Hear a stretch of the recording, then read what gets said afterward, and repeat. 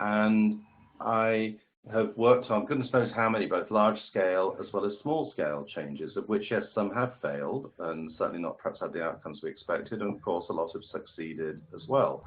But I was very interested and intrigued by why do so many changes seem to fail? And, was I actually part of a profession that was failing? If you worked as a, if you were a doctor or an accountant or, a carpenter or an engineer, then 70% of the things that you didn't work. I'm assuming that all of us would be thinking, well, should we keep on doing this anyway? But also, what can we learn from those failures that will help us make a difference as we move forward, and ensure that perhaps at least 70% succeed rather than fail. You'll see a brief biography of me on the side here. As I say, I've had over 30 years of working both in the UK and overseas. I've worked a lot in Southeast Asia. I've worked a lot in India. I'm not yet worked in Pakistan, but have my first trip to Pakistan coming up next week, when I'll be there for about 10 days, both working with clients through Nth Avenue, but also doing some open programs. And if you're interested in those, suggest you talk to Asif if they're something that you would be interested in, or if you're also interested even in issues that are going on in your company and you want to explore them. I'm happy to meet people for a cup of tea, or in a sense, I'm keen to understand what's happening with organizations in Pakistan, and also keen to share my experience about that as well. Probably enough about me for now. Let's move into the main body of the presentation. So this tells you a bit more about who I am in terms of I run a business called Edgelands Consultancy, a bit more about where that comes from as well. I've had senior roles in organization development, both in the public sector here in the UK and also in the private sector. And you can see that I worked for Shell at one time for quite a long while, and also for Nokia as well. The idea of Edgelands came to me as well, partly around when I was thinking about why change is changing, but also more generally about what's happening to organizations. And it was inspired by reading the book that this quote comes from here. The book's actually written, it's nothing about organizations at all. It's actually written about how cities are changing. It's written by two poets from Lancaster University. And they were talking about how those parts of the city that are often the most interesting to see are those parts that are actually on the edge of the city, where you can see the city really transforming itself. And I certainly know that here in the UK, we've got a lot of those places. Where particularly perhaps some of the high-tech startups have opened up in the areas that would have been considered very run-down parts of London, for instance, or other cities in the UK and overseas. Areas where, old traditional industries had abandoned warehouses and factories. In these areas, nobody knew quite what to do with. They had high crime rates and issues. And now, gradually, the high-tech has started moving in. We have somewhere called Silicon Roundabout here in London. If anybody comes to London, you would probably know it. On that picture is where I currently live. That's in Edgelands. I live in the southwest of the country on the northern coast. So that's a view that I have just, about a 5-minute walk down the road. In organizational terms, I think the Edgelands are interesting because all organizations seem to be spending time looking for where is innovation going to come from? Where is creativity? How do we reinvent ourselves? How do we build in what I'm hearing increasingly use the term intrapreneurship as opposed to entrepreneurship? How do we actually recreate, reinvent ourselves in particular ways? And I think the kinds of Edgelands are where we OD practitioners and HR practitioners and people with strategy development need to be focusing our attention and our energy. It's where we need to be looking to see how people are working differently, to see how change is handled differently, to see how their relationship with markets and cultures are beginning to emerge and perhaps operate differently from the norm. And I think that's where we can get maximum leverage for actually, either big global corporations or large or small national corporations to actually look to seek to reinvent themselves. The kind of Edgelands that I've started working with and been working with for a while. So when you get culture change teams or transformation teams, when chief execs and boards say we want to reinvent ourselves, those teams become the Edgelands of the organization. When organizations are looking to develop in new markets or for global expansion, it's at those edges of the organization as it pushes itself out that you begin to see those differences that may make a difference to the whole. And equally in project and M&A teams, or if businesses are operating in startups, mode in particular. It's interesting with the M&A and the startups, often companies will try and buy other companies, I think, as a way of reinventing themselves or consolidating their position in a particular marketplace. And again, the research on M&As is not happy research. If you have any experience of it, or if you've actually been part of an M&A activity, certainly the follow-up research shows that the majority of M&A activities destroy value rather than add value to the corporations.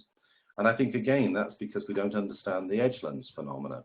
And so what tends to happen is where an organization will purchase or pick an M&A target, they pick it for certain things that it sees as a new vitality it's going to give to them. And then as soon as they acquire, they start to place their own systems and processes, their own ways of working on that company, which actually begin to destroy it.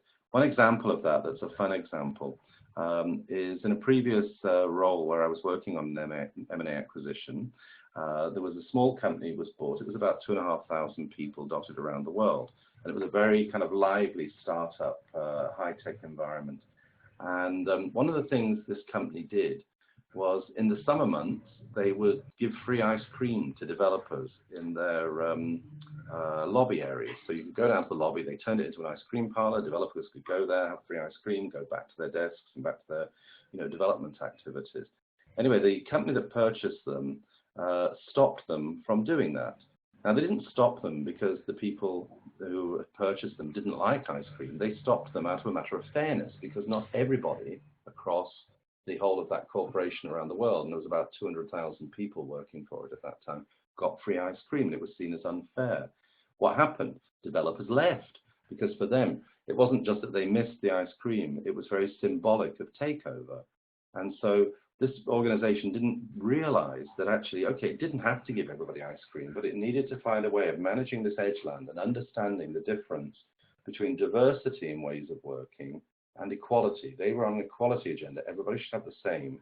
But by doing so, they destroyed an edgeland, and they started to destroy what actually might have made a difference to their future and what they really wanted from this particular startup that they purchased. So hopefully that's given you some idea or understanding of what I mean by edgelands and why they're so important. And I think for people like us, and I'm assuming people on the webinar here are all in the kind of OD, HR sort of development field or have a real interest in organizations, for us to kind of work in that way, it's finding where is your organization's edgeland? How do you learn from it? How do you cherish it in a way that allows it to survive long enough to actually bring about perhaps a more strongly desired transformation? What I'm talking on this slide about is the notion of metanoia, which is a Greek word meaning absolutely where we change. It's where we kind of repent the past and actually look forward to a newly created future. Some of you might know, and if you have a look for a website called The Illusion of Work. I also write a regular blog with, I co-blog with somebody, so he writes once a month and I write once a month. My latest blog is all about the tyranny of transitions, and it's how we actually perhaps miss in transformation processes, this repenting for the past. We kind of ignore the past and actually believe that in terms of change, we're actually starting with a clean slate all the while. And I think that's another reason why probably 70% of all changes fail, because we don't realize that we've actually absorbed most people's change capacity, and also we're not allowing them sufficient time to grieve for the past. So if you look at as I say, look up The Illusion of Work in WordPress or just in Google or a search engine, it will take you to the blog and you can read more about that. It'd be great to get your comments on the blog. You'll see a lot of people are commenting, and it seems to, what I've written about this month seems to resonate with people in a particular way. So what we're looking for, I think, in our new versions of change, because change itself has changed, is going beyond those boundaries of what's expected and anticipated. And this slide here, I think it's important we challenge some fundamental assumptions that we make about work. And my intention is not to read out all the slides, because you can read them just as easily as I can. But these are a series of why questions, which is, why do we have 8-hour chunks and 5 or 6 days a week? Why do we work in that particular way? Why do we have to go to an office? Why do we retire at a certain age? Why don't we kind of have, certainly it's very common in Europe here, and I'm sure you'll be equally familiar with it, people taking gap years. Slightly less common now, given the austerity that we're all facing and the way the economy is. But a lot of young people would take a gap year between finishing high school and going to university. Well, I'm 50 years plus, and I wouldn't mind a gap year now and going off somewhere. But the way we structure our lives and the way we structure our economic activity makes that increasingly difficult to do. So I think it's for every organization and every good HR leader to be actually challenging themselves with these questions about their organization and to be talking to both their senior executives, but also people lower down the organization to start saying, are there other ways in which we can organize that will actually make a difference? And I think what will start to drive that more and more is all the Web 2.0. What's happening now, more than certainly any time in my career, is I think stronger desires for openness, huge amounts of people expecting participation, wanting to interact and engage. If I had £1 for every engagement survey results and reports that I've read, or if you just put employee engagement, it's the holy grail of organizations at the moment that people are actually looking for. And social media allows us now to actually do things in ways around participation, interaction, and openness at very low cost and also with great effectiveness. But that in itself brings about expectations that more and more of this will be done, which is very challenging for those people who are often in charge of organizations who've been very used to not being questioned, to being accepted in terms of sort of face value for what it is they say and what it is that they're actually doing. So I think this kind of new world being led in this direction is very interesting. Some of you may be familiar with websites like Glassdoor.com. And Glassdoor.com increasingly is becoming the TripAdvisor for jobs. Again, I'm sure you're familiar with TripAdvisor, where you're going to stay at a hotel, you put the hotel details in, you read people's reviews, they say, oh, the hotel was marvelous, the breakfast was lovely, and the staff are great, or they'll say things like, for goodness sake, don't stay at this hotel, it's terrible. You get that kind of feedback. Equally, if you go on to any kind of purchasing site these days, whether it be for books, for whatever equipment, you'll often see now people are posting reviews, and I think to up their game in a particular way. So Glassdoor.com is an example of that for business, where people are saying, don't go and work for this organization, or this manager is terrible, or this organization is fantastic, do anything you can to get employed by them. There are other sites. I think Wikijobs does something similar.